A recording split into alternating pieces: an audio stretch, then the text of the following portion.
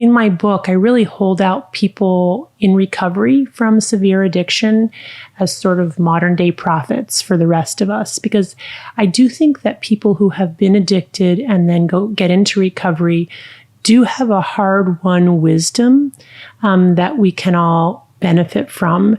And the wisdom, I guess, to distill it down, I mean, it's many things. But in terms of dopamine, the wisdom is there are adaptive ways to get your dopamine, and there are less than adaptive ways. And in general, you could describe the adaptive ways as not too potent, so not tipping that balance too hard or too fast to the side of pleasure. So does that mean never allowing myself to be absolutely in complete bliss? Or does it mean not allowing myself to stay in that state too long? The latter. I think the latter. So, and then that gets to temperament. So I'm going to get that to a second. So in general, what we want is some kind of flexibility in that balance and the ability to easily reassert homeostasis. We don't want to break our balance, which is possible if we overindulge for enough period of time and end up with a balance tip to the side of pain, this dopamine deficit state we've been talking about.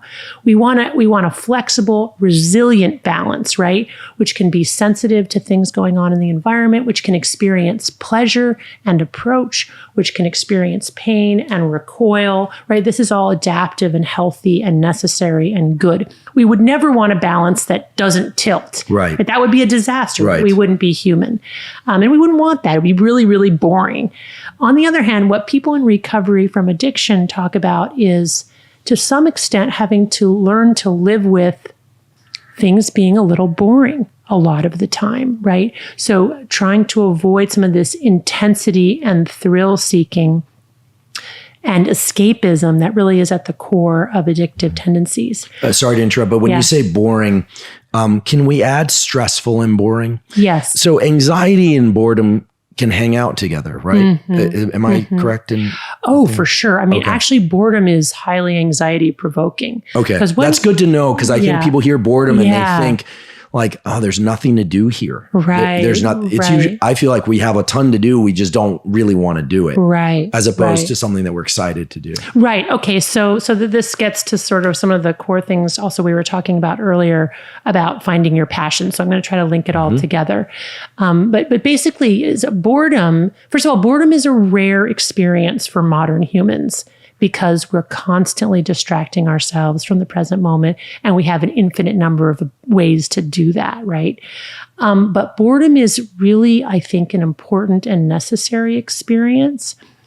But it is scary, because when you allow yourself to be bored, let's say you had that list of all the things you hate to do, but you actually got them all done. Imagine that. And you got your forthcoming book done, and you did all your interviews. It could happen. Lightning could strike. And you walked your dog, and you cleaned your house, and you went shopping. Imagine that for a moment. You would be sitting in your house, and my guess is you would be terrified, because, wow, what am I supposed to do now, right? There's nothing I really have to do. And that is really, really scary. That can feel like free fall. And yet that's really an important and good experience to have. And I think that is an experience out of which we can have a lot of creative initiative, but also really consider our priorities and values. Okay, here I am on planet Earth. What the hee-haw am I going to do with my life? What do I really care about? How do I really want to spend my time when I'm not distracting myself, in order to spend it? Need motivation? Watch a top 10 with Believe Nation. Hey, it's Evan Carmichael, and I make these videos because you are probably the most ambitious person in your circle, but you know you're capable of more. And you get that push by surrounding yourself with the best. So today, let's learn from one of the best, Anna Lembke, and my take on her top 10 rules of success. Enjoy. Rule number 2, have a balance. how often I grab my phone to distract me from difficult times, whether it's serious life challenges, I'll look at it because I don't want to deal with that in this present moment. From minor life challenges, like something scary on TV, I grab my phone because I don't want to look at it. And so, and you talk about all the different instances like escaping, drugs, alcohol, romance novels, binge watching Netflix, whatever it is that we do. Why does this only make our challenges in life worse, that we're not able to be in the present moment?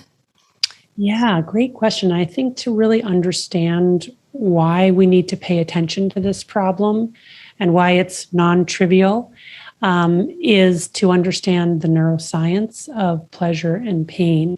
And the way that I explain this to my patients and to my medical students is I say, imagine that in your brain, there's a balance, kind of like a teeter-totter in a kid's playground. And in its resting state, unlike a teeter-totter in a kid's playground, that balance is level with the ground. That balance represents how our brain processes pleasure and pain, and they work like opposite sides of a balance. When we do something pleasurable or reinforcing, let's say in my case, I eat a piece of chocolate, my balance tilts slightly to the side of pleasure. I get a little release of dopamine, our pleasure neurotransmitter in the brain, and I feel good.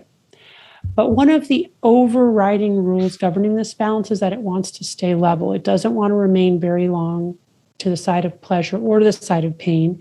So the brain will immediately respond to that or adapt to it by downregulating our own dopamine production and downregulating our own dopamine transmission. I kind of imagine this as these little gremlins hopping on the pain side of the balance to bring it level again. But the gremlins like it on the balance, so they stay on till it's tipped an equal and opposite amount to the side of pain. And that's the after effect, the come down, the hangover, that moment of wanting one more piece of chocolate. Now, if we wait long enough, the gremlins hop off and homeostasis is restored and we're back at our sort of level set point for experiencing pleasure and pain, and that's fine. Then we move on. But if we continue to tap our phones or watch, Netflix or read romance novels or eat more chocolate, we eventually end up with so many gremlins on the pain side of the balance that they could fill this whole room. And when we've reached that point, we've essentially changed our set point for experiencing pleasure and pain, such that we need more and more of the pleasurable stimulus and more potent forms to get the same effect. And importantly, when we're not ingesting that pleasurable substance, our balance is tilted sharply to the side of pain. We experience the universal symptoms of withdrawal, anxiety, irritability, restlessness, insomnia, mental preoccupation with our drug. And it can stay like that for a very, very long time. So this is not just about tolerance and needing more to get the same effect. It's about the fact that when we're not using, we are essentially in a dopamine deficit state, right? We're walking around unhappy. I see so many patients coming in reporting depression, anxiety, insomnia, wanting me to help them. One of the first interventions that I make is to have them eliminate their drug of choice, whatever it is, for 1 month. And I warn them they're going to feel worse before they feel better because it'll be the pleasure-pain balance tilted here. But if they can just abstain for long enough, those neuroadaptation gremlins will hop off the balance and homeostasis will be restored, and they'll again be able to take pleasure in life's more modest rewards. So ultimately, the thesis of Dopamine Nation is that both as individuals and as a larger society, we have inundated ourselves with so much dopamine that we've reset our pleasure-pain pathways to the side of pain, making it harder for us to experience pleasure and more likely that we will experience pain. Rule number 3, understand the gateway effect. This is just one of many typical examples of cases that I have seen in my career. And you'll note this one was in 2017. This was a 28-year-old male. He had a diagnosis of chronic pain. There was no known disease or tissue damage to explain his pain, but nonetheless he had pain from the top of his head to the tips of his toes. And he was on the following regimen prescribed to him by his very purportedly very nice, and I believe it, well-educated primary care doctor. 40 milligrams of Opana, an opioid, twice a day, 30 milligrams of Dilaudid, an opioid, once a day, 60 milligrams of oxycodone, an opioid, once a day, 20 milligrams of Valium, a benzodiazepine, once a day, 65 milligrams of phenobarbital, a sedative, 30 milligrams of temazepam, once a day, and no list would be complete without 8 milligrams of Xanax, once a day. So this young man with no known disease etiology other than the endorsement of having a severe chronic pain, which I believe he has, is at imminent risk for overdose death with this regimen. Just to kind of put that in perspective, he's on 470 morphine milligram equivalents daily. The average heroin addicted person takes about approximately 100 morphine milligram equivalents daily. So all of this prescribed by a doctor, a good doctor, a well-educated doctor, and sanctioned by our modern healthcare system. Now we're in what's been called the second and third waves of the epidemic. What you'll see here is that approximately around 2013 or so, there was a spike in heroin-related overdose deaths. By the way, you'll note here, this is prescription opioid-related deaths, which has plateaued, and maybe even gone down slightly, but is still pretty darn high, right? And then you have this spike in heroin, and then right here, synthetic opioids, especially fentanyl, which we know is 50 to 100 times more potent than heroin is. So what happened? How do we understand this? Basically, the first way to understand this is the gateway effect, that essentially Vicodin, OxyContin, Percocet got folks addicted, and the natural progression of addiction is that people look for more and more potent sources and cheaper sources. Price point really matters when people become addicted. And so they've gone from prescription opioids to illicit sources as those became cheaper and more available. Also, partially explaining this is the fact that as we have pulled back on opioid prescribing, individuals can now no longer get the opioids that they used to get from their doctor. Some of those individuals are now going to the illicit market. And then, of course, very importantly, the tsunami effect, right? Just the fact that all of those pills are in all of those medicine cabinets means that for some vulnerable teenagers, they just really have to get one prescription and try it once, and then they're often running to illicit sources. So unfortunately, what we're seeing is that doctors, fearful of repercussions for opioid prescribing in the context of this epidemic, are now no longer being willing to treat some patients with pain. This was a study that was done where there was a Confederate who pretended to be the child of an older person with pain who called a Michigan primary care clinic and said, "Will you treat my father or my mother? They're on this opioid regimen." 40% of primary care clinics in Michigan said, "We're not going to treat your parent. We won't even see them as a patient." So this is part of the repercussion. It's gotten so bad, as you can see here, this is just another example of the fact that many high school students who get addicted to prescription opioids started with a prescription from their doctor. And here's an interesting statistic.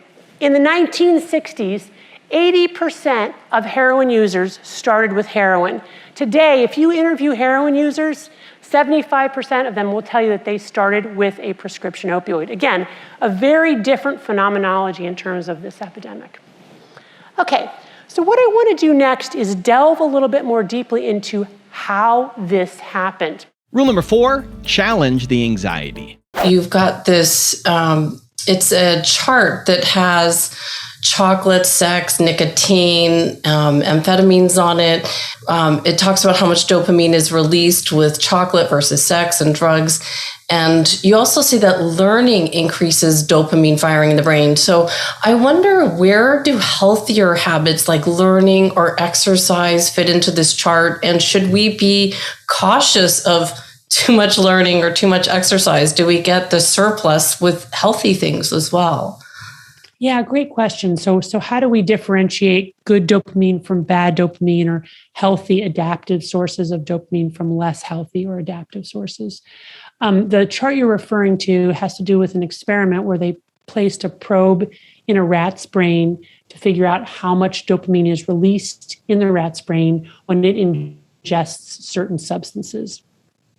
And Dopamine is a neurotransmitter, which means it's a molecule in the brain that's intimately associated with pleasure, reward, and motivation. Neurotransmitters are the molecules that bridge the synapse between two neurons. So neurons communicate through electrical signals, but they don't touch end to end. There's a little gap. And that's to be able to regulate and control those signals. And that gap is bridged by little chemicals that are called neurotransmitters. Dopamine is probably the most important neurotransmitter involved in reward, motivation, and pleasure. It's not the only neurotransmitter, but it's probably the final common pathway. So measuring dopamine in a rat's brain with ingestion of certain substances gives some idea of how reinforcing that substance is. And as you saw, we all have tonic baseline amounts of dopamine firing in our brain. So it's not as if we have no dopamine and then we get dopamine. We're always firing a little bit of dopamine. And it's how dopamine changes either above or below baseline firing that creates our emotional states. When dopamine goes above baseline, that's the feeling of pleasure, motivation, reward. When dopamine goes below baseline, that's the feeling of craving, irritability, anxiety, restlessness. And what that experiment showed is that chocolate increases dopamine firing above baseline about 50 units. Sex is about 100 units. Nicotine, I think, is 150. Cocaine is 250. And amphetamine is 1,000. So you get some sort of sense of sort of relative reinforcing potential of those different drugs. Now, importantly, there's also this idea of drug of choice. So what makes your dopamine go up to 100 might not make my dopamine levels go up to 100. So there's also that inter-individual variability. But getting to your question about sort of exercise or learning, these are activities that are not immediately releasing dopamine with the initial stimulus. They come as sort of an after effect, which is why I talk about pressing on the pain side of the balance in order to reset our pleasure pathways to the pleasure side. So remember, repeatedly pressing on the pleasure side has the gremlins hopping on the pain side and basically resets our thresholds to the side of pain. But if we intentionally engage in challenging, painful, or anxiety-provoking activities, that is, we press on the pain side, then those same neuroadaptation gremlins will hop on the pleasure side to bring us ultimately to this point. So that's the good kind of dopamine. And typically that means, again, in small doses, doing things that are hard. Learning is usually effortful and hard. Exercise is usually effortful and hard. Exposing ourselves to things that we're afraid of is effortful and hard. And all of that in small doses is good for us, because then you don't get your dopamine from the initial stimulus, you get it from the opponent process stimulus. And one of the other experiments that I talk about in the book, which is kind of horrific to read because it's very inhumane to dogs, and it was done some time ago. But to me, it's a really fascinating experiment. Basically, they took dogs and they exposed them to a very strong electrical shock. So they pressed down very hard on the pain side of the balance. And initially, after the initial response, the dog was sort of wary and alarmed, defecated and urinated on itself, kind of horrible. But what's really fascinating is that with the second exposure of the shock, the brain compensated by tipping the balance to the side of pleasure, and the dog exhibited what the researchers called a fit of joy right after being released from the electrical harness.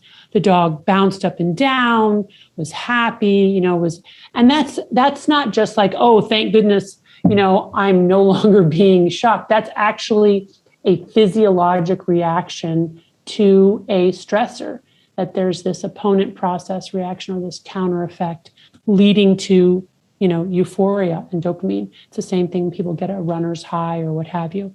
Now, is it possible to overdo painful stimuli to get addicted to exercise? Absolutely. And I see patients like that who run so much or exercise so much that they end up injured and yet keep going. That's a situation where you have too much of a good thing, even if it's, sort of a painful stimulus, can be bad. Also, to make sure you're actually taking action after watching this video, I've designed a special free worksheet just for this video. The worksheet will highlight all of the lessons learned in this video, as well as pull out our 3 favorite learnings and quotes that will inspire you to actually do something. The worksheet will also give you space to write down what your key takeaways are and your specific plan of action to make sure you're getting results. If you want the worksheet designed specifically for this video, absolutely for free, there's a link in the description below. Go click on it and start building the momentum in your life and your business. I'll see you there. Rule number 5, don't overindulge. When we find something, or when something finds us, that we enjoy, that feels pleasurable, social media, food, Right. sex, gambling, whatever happens to be, and we will explore the full range of these. There's some dopamine release when we engage in that behavior. And then what you're telling me is that very quickly, Yes. and beneath my conscious awareness, there's a tilting back of the scale where pleasure is reduced by way of increasing pain. Right. And I've heard you say before that the pain mechanism has some competitive advantages over the pleasure mechanism, such that it doesn't just bring the scale back to level. It actually brings pain higher than pleasure. Could you tell us a little bit more about that? Yeah. So what happens again? So the hallmark of any addictive substance or behavior is that it releases a lot of dopamine in our brain's reward pathway. Like broccoli just doesn't release a lot of dopamine, just doesn't, right? But what happens right after I do something that is really pleasurable and releases a lot of dopamine is, again, my brain is going to immediately compensate by down-regulating my own dopamine receptors, my own dopamine transmission to compensate for that, okay? And that's that come down or the hangover or that after effect, that moment of wanting to do it more. Now, if I just wait for that feeling to pass, then my dopamine will re-regulate itself and I'll go back to whatever my chronic baseline is. But if I don't wait, and here's really the key, if I keep indulging again and again and again, ultimately, I have so much on the pain side, right, that I've essentially reset my brain to what we call like an anhedonic or lacking in joy type of state, which is a dopamine deficit state. So that's really the way in which pain can become the main driver, is because I've indulged so much in these high reward behaviors or substances that my brain has had to compensate by way down regulating my own dopamine, such that even when I'm not doing that drug, I'm in a dopamine deficit state, which is akin to a clinical depression. I have anxiety, irritability, insomnia, dysphoria, and a lot of mental preoccupation with using again or getting the drug. And so that's the piece there. There's the single use, which easily passes, but it's the chronic use that can then reset really our dopamine thresholds, and then nothing is enjoyable, right? Then everything sort of pales in comparison to this one drug that I want to keep doing. Rule number 6, don't monetize the work. You could also say that someone who enjoys working as well, is that the same thing? You get addicted to the stress of your job? Is it the same idea? Yeah, I mean, absolutely. So, I mean, again, I think being very engaged in your work and finding meaning and purpose in your work can be a really good source of dopamine, but anything that leads to, that kind of reinforcement loop has the potential to become addictive. And one of the points of Dopamine Nation is the way that technology has made all of these behaviors, including work, potentially more potent and hence more addictive. So, for example, the way that we're now measured, the metrics used for work are often remote from the meaning of the work itself. So, for example, in medicine, we actually get metrics telling us how many patient hours we've billed and how much above our target, and we get graphs. And all of a sudden, you can begin to monetize that experience in a way that's in and of itself reinforcing, that is separate from the actual reason for doing the work in the first place. And that can then lead to this kind of vicious cycle of compulsive overengagement or addiction. Rule number 7, look around you. One of the big problems now that's very misguided about this idea of finding your passion it's almost as if people are looking to fit the key into the lock of the thing that was meant for them to do. Right. And then everything will feel like a natural progression. Right. And then everything will be wonderful. Yeah, I can attest to the fact that is not how it works in any endeavor. Right. And that you'll have all this great success and here's where I really think the answer lies. And I really, really believe this. Stop looking for your passion and instead look around right where you are. Stop distracting yourself. Look around right where you are and see what needs to be done. So not what do I want to do, but what is the work that needs to be done? And more importantly, it doesn't have to be some grandiose work. Like, does the garbage need to be taken out, right? Is there some garbage on your neighbor's lawn that someone threw there that you could actually bend over and pick up and put into the garbage can? Look around you. There is so much work that needs to be done that nobody wants to do that is really, really important. And if we all did that, I really think the world would be a much better place. And this is what people who have severe addiction who get into recovery realize. They're like, it's not about me and my will and what I'm going to will in my life or in the world. It's about looking around what needs to be done. What is the work that I am called to do in this moment? Which also is incredibly freeing because I don't have to search for the perfect thing. There's a lot of burden now on young people that they have to find that perfect thing. And until they've found that perfect thing, they're going to be miserable. You don't have to do that. Look at the life you were given. Look at the people around you. Look at the jobs that present themselves to you and do that job simply and honorably one day at a time. With a kind of humility. I think this is really what's so striking to me about the wisdom of people in recovery. There's this incredible humility that comes out of that experience. You feel so broken, so ashamed, but you pick yourself up one day at a time and you build a life that's around what can I do right in this moment that might benefit another person and thereby benefit me. Rule number 8, watch the cravings. What motivates the drug-seeking patient? For me, what was really revelatory when I first started learning about addiction was to learn something about the neuroscience of addiction and how the brain changes. So what I'm going to do is I'm going to condense like the last 50 years of addiction neuroscience into 3 minutes at a level at which I understand it. It will become immediately apparent that I'm not a neuroscientist, but here we go. One of the most interesting things that we've learned in the past 50 years about pain and pleasure is that they're co-located. So the same areas of the brain that process pleasure are the areas that process pain. And the way that pain and pleasure interrelate is that they work like a balance, okay? So I really like chocolate, so when I ingest a piece of chocolate, my balance tips slightly to the side of pleasure. But here's the thing about the balance. It wants to remain level, and it will work very hard to reestablish a level balance, or what is called homeostasis. And it does that through a process called neuroadaptation. Now, I kind of imagine neuroadaptation as these little gremlins hopping on the pain side of my balance to bring it level again. And that's that moment of wanting a second piece of chocolate, because the thing about the gremlins is they like it on the balance. They don't hop off as soon as it's level, but they wait till the balance is tipped in equal and opposite amount to the side of pain. Again, that's where I'm thinking, another piece of chocolate would be really good right now. If I wait long enough, the gremlins hop off, the balance reasserts homeostasis, and I'm not really craving another piece of chocolate. That's how it works, okay? Now imagine that instead of a piece of chocolate, my doctor gives me some Vicodin. And by the way, I'm in pain, so I'm not even starting out with a level balance, right? I'm starting out tilted to the side of pain. But the balance works the same way. Now I don't get a little bit of shift to the side of pleasure, I get a great big shift, huge amount of dopamine in my reward pathway.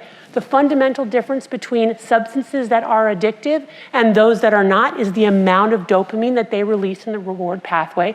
So now I need a great big Arnold Schwarzenegger-sized gremlin on the pain side to bring my balance level again. But remember, it doesn't stay there. It slams down to the side of pain. That is called opioid withdrawal. It's extremely painful for some people. But you know, it lasts hours to days. Depending on how many opioids you took, the gremlin hops off and homeostasis reasserts itself. Now, here is the key piece to understanding the disease of addiction. If I take that opioid for days to weeks to months to years, I have enough gremlins on the pain side of my balance to fill this entire auditorium, right? Because now my balance is working really hard to adapt to all those exogenous opioids.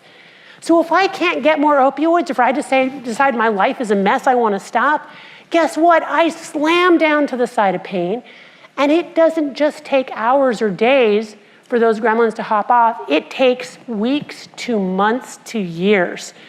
And this is what we call craving. I am now walking around with this type of balance. I'm irritable, I'm anxious, I'm depressed, I'm maybe even suicidal, I can't sleep. My life is a lot better. I got my job back, I got my kids back, I got my husband back, but I feel like crap, right? Theoretically, if I wait long enough, the gremlins hop off, and I get a level balance, and I can enjoy a piece of chocolate again. But maybe for some people, that doesn't ever happen, which is where we get this idea that we can use opioids to treat opioid addiction in some cases. Rule number 9, try the 30-day dopamine fast. Being aware of what's pushing us too far is important. And then when you find something that pushes you too far, you try your 30-day fast. And then can you explain your dopamine acronym that you have so that we know how to go through the steps? Sure. So, I think the first step, the D of dopamine stands for data. And that's just trying to be very honest with ourselves about what is the behavior or the substance that we have a conflicted relationship with. Either it's led to problems in our lives, or we just know we're consuming too much of it, or spending too much time getting it or thinking about it or covering it up. And then being really honest with ourselves about exactly what the data are. How often are we using it? How much are we using? What are we using? What's the consumption level? And the O of the dopamine acronym stands for objectives. Why do we use? What does it do for us? Does it numb us? Does it give us pleasure? Does it help with depression? Does it help us sleep? What is the thing that's driving our use? The P of dopamine stands for problems associated with use. So then being really honest with ourselves, like what is it that's not working? Maybe it worked initially and it's not working anymore because of this pleasure-pain balance. Or maybe it's still kind of working, but now we're lying about it, or our spouse is unhappy with it, or we're not able to be present for our children in the way that we want to be. And then the A of dopamine stands for abstinence, where we basically do a dopamine fast. We take a break from that substance or behavior for 1 month. Now, 1 month is the ideal because typically it takes about 10 to 14 days for acute withdrawal to resolve, for the gremlins to start to hop off the pain side of the balance and for homeostasis to be restored. And that's why I say a month, because by the time folks get to week 3 or 4, they're really noticing the benefits of not using. And that's the key, to get past that initial withdrawal and get to that point where you're like, I get it now. I was totally hooked and I didn't see it. But if you can't do a month because of work or whatever the circumstances is, you can't totally eliminate the device, for example, maybe just eliminate the apps that are causing difficulty, or some aspect of it that's causing difficulty, or maybe just eliminate it for a single day. Even a digital Sabbath 1 day a week can be really instructive for folks. And then just quickly, the rest of the acronym, the M stands for mindfulness. That means really just sitting with those uncomfortable and restless feelings when we're in acute withdrawal and noticing, but not trying to change those feelings, not trying to reach for something to get rid of that feeling. This is a really hard thing to do. The I of dopamine stands for insight. This is where we become aware of just how addicted we are, or we were, something that's really hard to do when we're in it. The N stands for next step. So if we make it that full month, then we think about, okay, do I want to continue to abstain, or do I want to go back to using? And if so, how do I want to use? Most of my patients want to go back to using their drug of choice. They want to use less. They want to use differently. So this is where we talk about self-binding strategies and specific barriers that we can put in place so that we don't get caught up in that cycle of compulsive overconsumption. And then, when we give it a try, and that's the E of the dopamine, that's the experiment part. We say to ourselves, okay, I'm not going to drink at home. I'm only going to drink with friends. I'm only going to drink wine. I'm only going to have one glass. And we just see if we can do it. And, then a month later, sort of collect the data again and start again. And rule number 10, the last one before some very special bonus clips, is avoid dependence. Do you think if you're giving somebody something at a high enough dose over a long enough period of time, it's possible to addict anyone to almost anything? Yes, I do think so. And certainly most people, for example, who take an opioid like a Vicodin or OxyContin or a Norco, who take that daily will develop physiologic dependence on that, such that if they try to decrease it or stop it, they'll go into withdrawal. Now, physical dependence and addiction are not exactly the same thing, but there's a very high correlation between those two things. And in terms of what's going on in the brain, it's not really clear if there's a difference or what that difference might be. The current opioid epidemic is, in fact, the canary in the coal mine for our faltering healthcare system. That, in fact, opioids became the solution not to patients' problems, but to doctors' problems. In order to really understand how that came about, I think it's important to understand what drives and motivates the compassionate doctor. Because at the end of the day, it's not the pill mill doctor who's lost their moral compass, but the compassionate doctor behind this opioid epidemic. So what motivates the compassionate doctor? Well, first and foremost, people who go into medicine tend to be pleasers. They tend to be people who want to help other people. I would even argue that they're kind of natural codependents. Not just speaking for myself, but myself included. They're also people who are really good at figuring out complex systems, including the school system, to get to the top of their class, to get into medical school in the first place. They're also people who are responding to a higher calling, right? They go into medicine because they want to save lives and alleviate suffering. This becomes a primary motivator for them in their practice. As we go through medical practice, we're very heavily socialized to put ourselves in our patients' shoes, to imagine their suffering. We get very little training on what to do if our patients may be manipulating or deceiving us.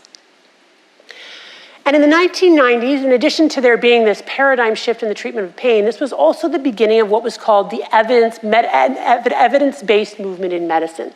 This idea that we would eliminate quackery by basing everything we do in data, and therefore we wouldn't have to, it would all be purely scientific. Unfortunately, what happened, which I'll soon show, is that the pharmaceutical industry co-opted the so-called science to convince doctors that opioid prescribing was rooted in science, when in fact there is no science to support it. This is a great quote by William Bruce Cameron, which I love. Not everything that counts can be counted, and not everything that can be counted counts. We forgot about this in medicine. All of a sudden, it became not okay to rely on your clinical judgment, your clinical experience, or God forbid, your intuition. Everybody had to wave a number around.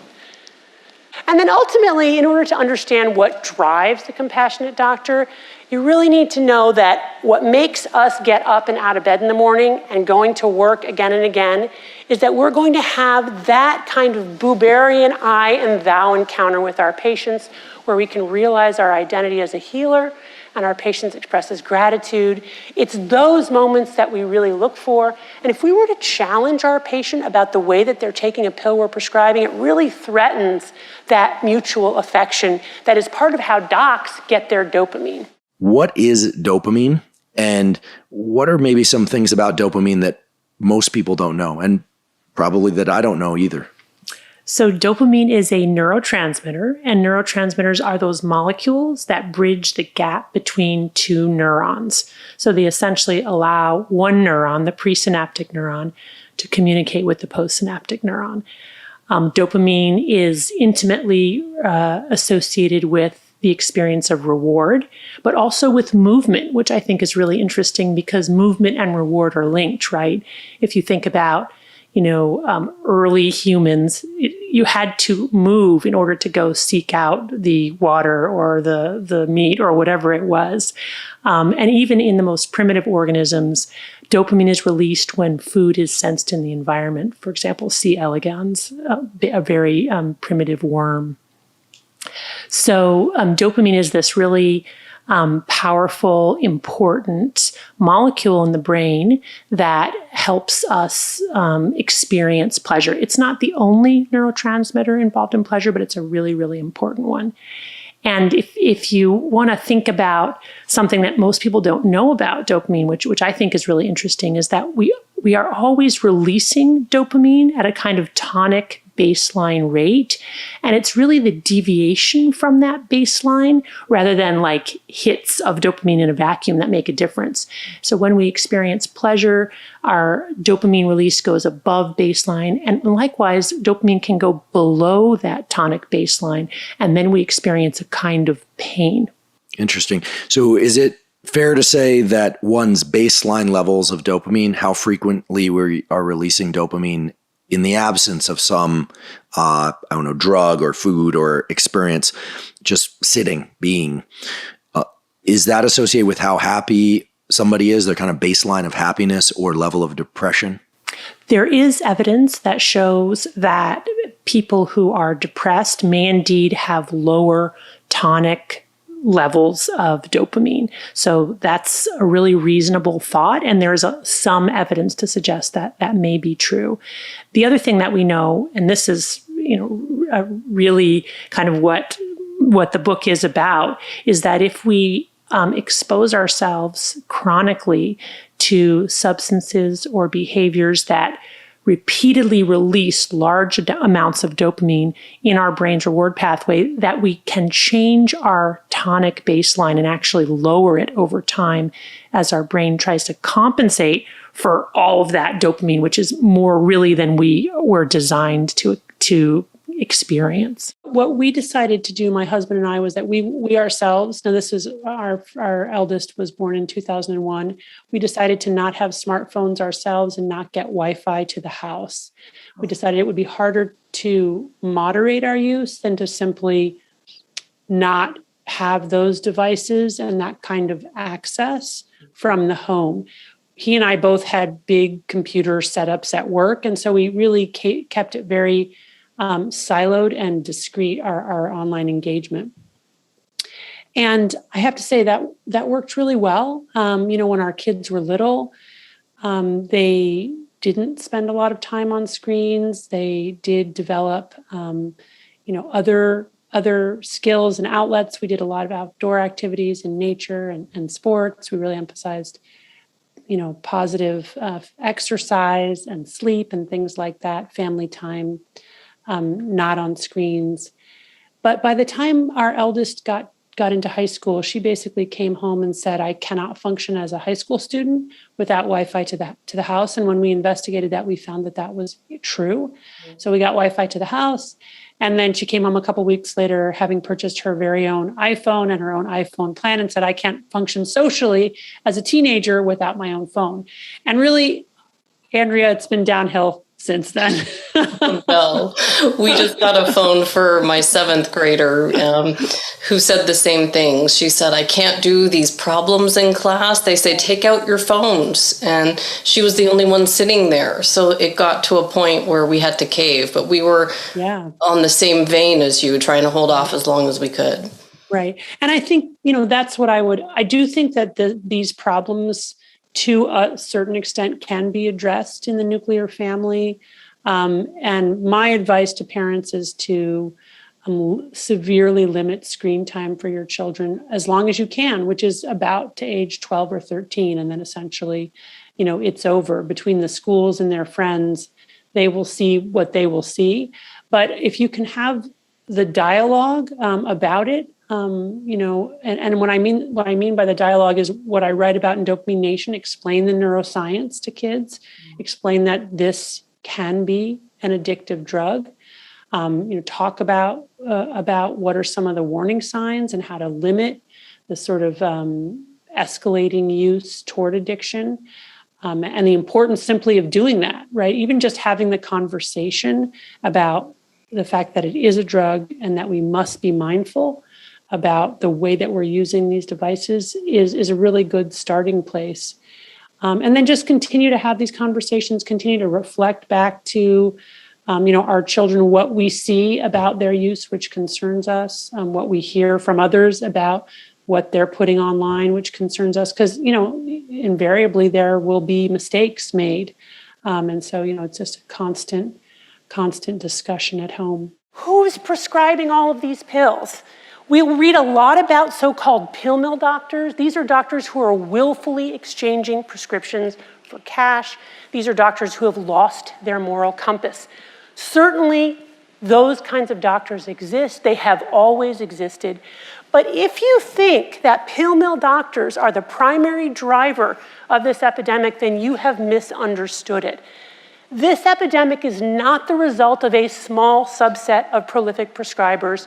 We are all prescribing too many opioids. This is a study that we published in JAMA, where we looked at the Medicare database from 2013 to see who's prescribing opioids. And really the most important take-home message from our study was that, again, it's not a small subset of prolific prescribers driving this, that everybody in medicine is prescribing too many opioids, no matter what your medical specialty. If you look at it by volume, it's internal medicine and family medicine doctors, as well as nurse practitioners, because there are more of them. If you look at it by specialty, it's pain doctors, which makes sense. But really, the bottom line is that everybody in medicine today prescribes too many opioids for minor and chronic pain conditions. This is from the National Survey of Drug Use and Health.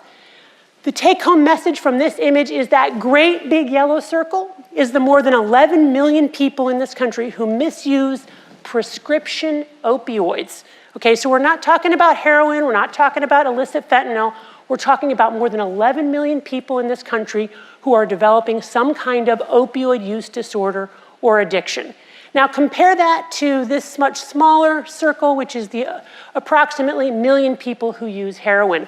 Also a huge problem. But again, I just want to make sure that you leave today understanding that heroin is a huge problem in this country, illegal fentanyl is a huge problem, but prescription opioids are the origins of this epidemic and continue to be a very significant problem. Where are people getting the prescription opioids that they're misusing? Well, what you'll see here is that about 35% get them from a single prescriber. The large section here is those who get them from a friend or family member, many of whom got them from a single prescriber. What this gets at is that whether directly or indirectly, prescribers are the major conduit of misused prescription drugs in this country. This also importantly speaks to something that I've called the tsunami effect. Part of what has driven this opioid epidemic is not just people getting addicted through their doctor's prescriptions, but the huge increase in pills in medicine cabinets across the country that teenagers and other people also have access to. I think that life for humans has always been hard, but I think that now it's harder in unprecedented ways. And I think that the way that life is really hard now is that it actually is really boring. And the reason that it's boring is because all of our survival needs are met, right? I mean, we don't even have to leave our homes to meet every single physical need, as long as you're of a certain level of financial well-being, which frankly, we talk so much about, the income gap, and certainly there is this enormous gap between rich and poor, but that gap is smaller than it's ever been in the history of humans.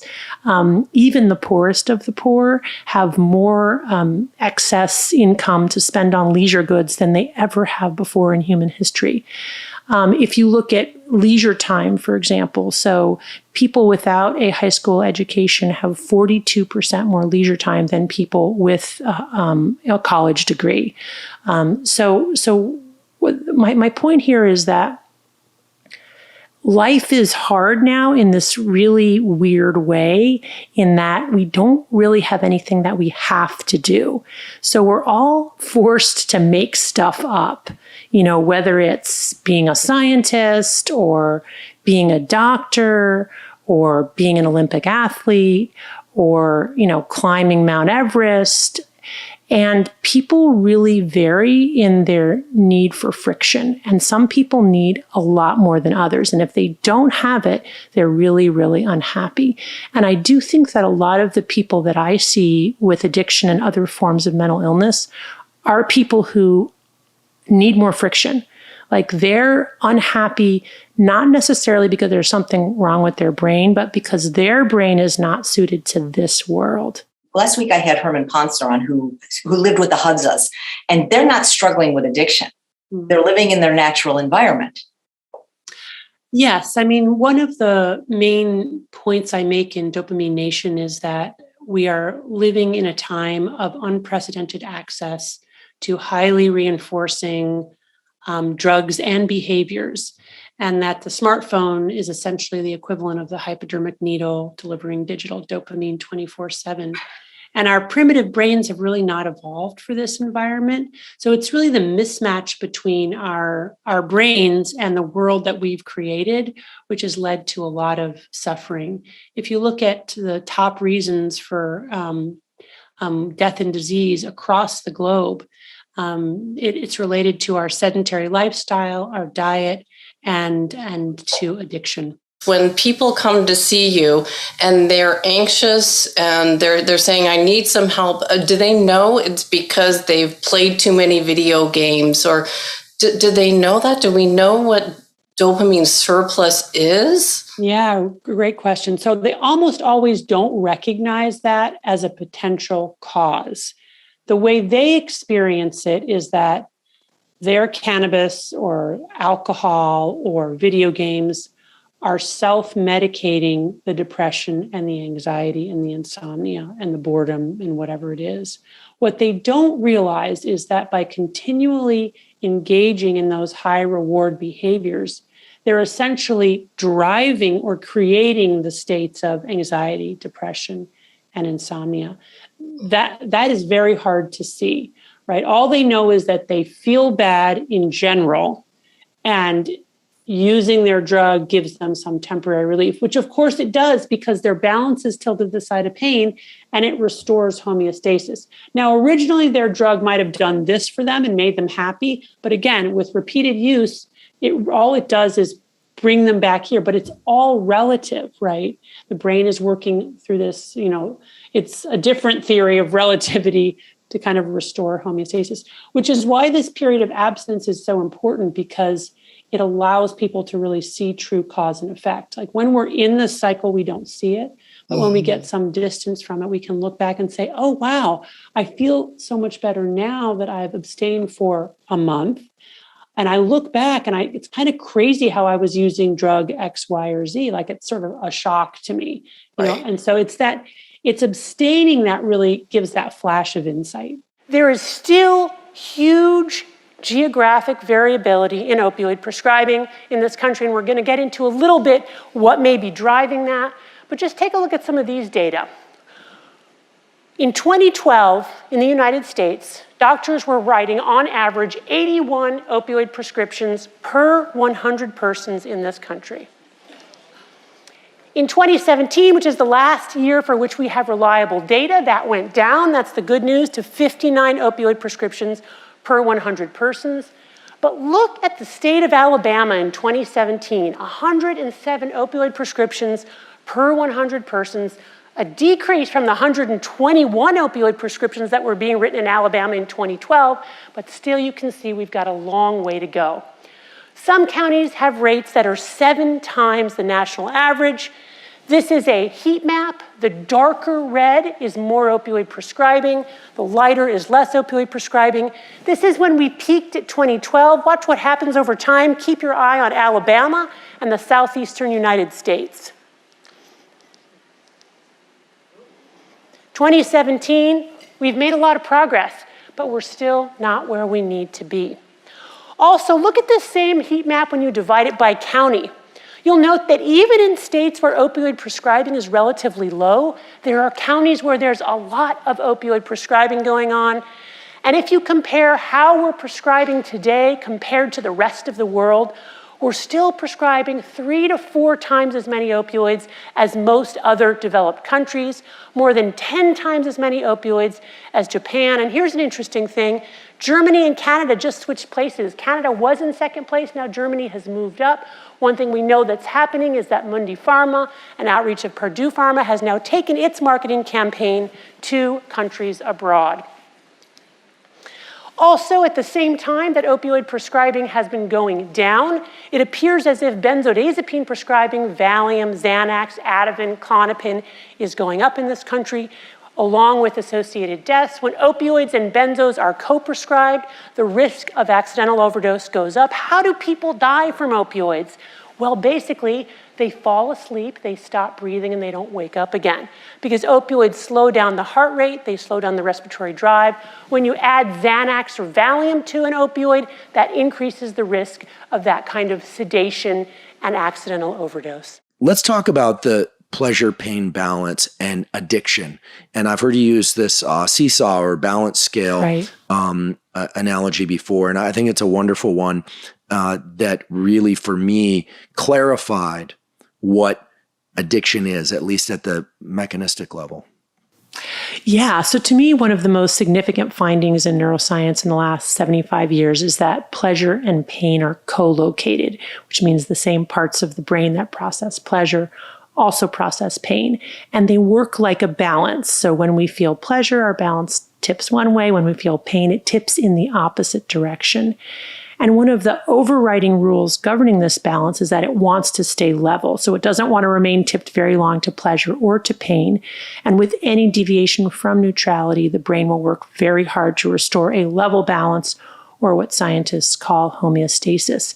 And the way the brain does that is with any stimulus to one side, there will be a tip in equal and opposite amount to the other side. It's like the principal laws of physics. Yes, right, right. So like I like to watch YouTube videos. When I watch YouTube videos of American Idol, it tips to the side of pleasure. And then when I stop watching it, I have a come down, right, which is a tip to the equal and opposite amount on the other side. And that's that moment of wanting to watch one more YouTube video, right? Well, yeah, and I just want to interject there. So this moment of wanting to watch another that is associated with pain, I think, are we always aware of that happening? Because you just described it in a very conscious way. Right. But when I indulge in something I enjoy, I'm usually thinking about just wanting more of that thing. Yes. I don't think about the pain. I just think about more. Right. So really excellent point, because we're mostly not aware of it. And it's also reflexive. So it's not something that consciously happens or that we're aware of unless we really begin to pay attention. And when we begin to pay attention, we really can become very aware of it in the moment. Again, it's like a falling away, like that, you're on social media and, you get a good tweet of something, and then you can't stop yourself because there's this awareness, a latent awareness that as soon as I disengage from this behavior, I'm going to experience a kind of a pain, right? A falling away, a missing that feeling, a wanting more of it. And of course, one way to combat that is to do it more, right? And more and more and more. So I think that is really what I want people to tune into and get an awareness around, because once you tune into it, you can see it a lot. And then when you begin to see it, you have, and if you keep the model of the balance in mind, I think it gives people kind of a way to imagine what they're experiencing on a neurobiological level and understand it. And in that understanding, get some mastery over it, which is really what this is all about. Because ultimately, we do need to disengage, right? We can't live in that space all the time, right? We have other things we need to do. And there are also serious consequences that come with trying to repeat and continue that experience or that feeling. Is there a way for a person to know if something is going to be addictive for them other than if they had maybe relatives that were addictive. Because I think about it, like, I've never been very experimental. It's like I've never had desire to try cocaine or, and so what makes, is this a novelty seeking gene in different people? Because to me, like, I don't even like to take prescription medicine because I'm so afraid, but what makes some people more eager to engage in certain things that have risk? Well, I mean, there are people are born with different temperaments, and some people are just naturally drawn to risk and to adrenaline. Adrenaline itself can be addictive. A huge surge of adrenaline all at once releases a lot of dopamine in the reward pathway, which is why people can get addicted to things like skydiving. And that actually happens.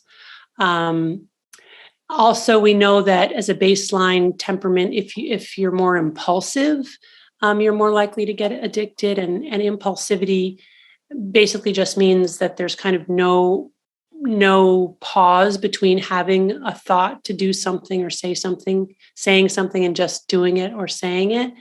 It's kind of like there's no gap there. So impulsivity is correlated.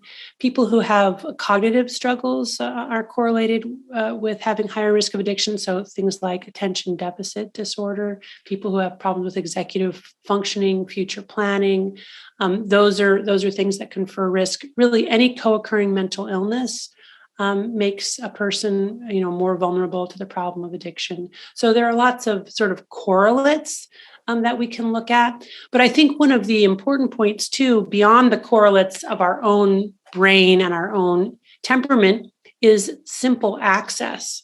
So having more access to addictive substances makes us more vulnerable to that. Prior to 1980, doctors were reluctant to prescribe opioids because they were afraid that their patients would get addicted to them. And for good reason. This country had seen 2 prior opioid epidemics, one that started with soldiers using morphine during the Civil War that culminated in the narcomania of the early 1900s, when heroin was sold next to Bayer aspirin as a cough and cold remedy for babies. By the way, heroin is just morphine with 2 acetyl groups added. It was supposed to be the non-addictive alternative to morphine. Remember that theme, it will recur. Then in the Vietnam era, we saw another major opioid epidemic in this country when our vets were coming home addicted to opium. One very interesting thing about that also is a resonating theme, is that when they came back, more than 2/3 of them had a resolution of their opioid addiction simply by being back in the United States where they had decreased access. And then we have our current opioid epidemic, which in terms of scale and impact, in terms of mortality, is unrivaled in terms of any other drug epidemic in this country. Basically, what happened in the 1980s in medicine is that doctors recognized we were not doing enough to help patients with pain. The 1980s was also the advent of the hospice movement imported from Europe, when there was recognition that people were dying in extremis. There was the idea that, hey, let's use opioids more liberally to help people in extreme pain and to help people at the very end of life. In other words, what started out as a very well-intentioned movement inside medicine ultimately gave way to doctors dispensing opioids like vending machines to pretty much anybody who walked in the office and said, I have pain. In other words, there was a Kuhnian paradigm shift inside of medicine where opioids became first-line treatment for minor pain conditions and also chronic pain conditions. They basically became the default to treat pain, period. And it's no coincidence that this epidemic is in sync exactly with an increase in opioid prescribing. So opioid prescribing in this country quadrupled between the 1990s and about 2010. It peaked in 2012. And along with that, we saw a quadrupling in opioid overdose mortality in this country. One of the reasons that I talk so much about moderation in the book is because there are many drugs today that we simply cannot just eliminate from our lives. Smartphones is one of them. Most of us need them to function in our jobs. So how do we use them in a healthy and adaptive way? Food is another example. Obviously, we can't eliminate food. So how do we engage with food in a way that is not addictive, but that, of course, allows us to eat in a healthy way? Sex is another one for people with sex addiction. I think a part of a healthy life for many people is to have some sexual activity. But how do we then differentiate, addictive sexual activity from healthy sexual activity? So this question of how to moderate has really become very essential for modern life.